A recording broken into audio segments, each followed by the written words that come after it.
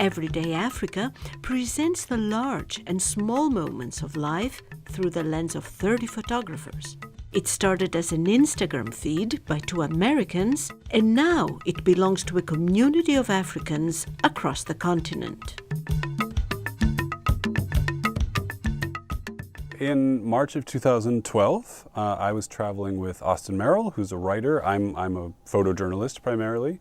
And we had a grant from the Pulitzer Center to go to Ivory Coast and cover the aftermath of their civil war. While we were there interviewing refugees and talking to soldiers and talking about the country trying to get past a war, we also knew that for the vast majority of the people around us, life was pretty normal, but that wasn't coming through in the story that we were putting together. We were seeing all these other moments that were much sort of truer to our daily life experience in that part of the world. While we were working, we started to take our cell phones out of our pockets and photograph what we saw around us. Pictures of people going to work or eating breakfast or hanging out with their friends, things that were just more normal everyday scenes, and we felt like there was really something to that, and that might be the most important thing we had to tell about that place at that moment instead of the crisis story. It's quite difficult to really have a global understanding when all you see of other parts of the world are the very extreme stories. It's a way of just, looking at what daily life looks like from many perspectives in this massive continent. This is how Everyday Africa was born, and it's still growing.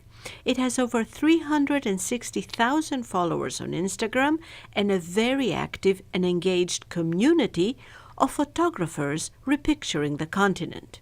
We've had lots of African photographers join, non-African photographers join, but we've also got some sort of skilled amateurs. In Cape Town, Barry Christensen is a computer programmer.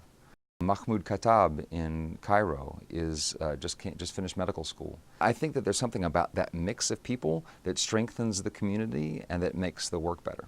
Everyday Africa, with the support of the Pulitzer Center on Crisis Reporting, has also created media workshops that train middle school students in the United States on how to document their lives and recognize stereotypes. I'm African, and I hear a lot of stereotypes about Africa that is not true. The curriculum and the classroom visits uses the story of how we were created to engage the students in a discussion about how media representation affects them and their lives and their communities, and uses our photography to teach basic photography lessons to them, so that by the end of the workshop or school year or what have you, they have an everyday project for their own school or community.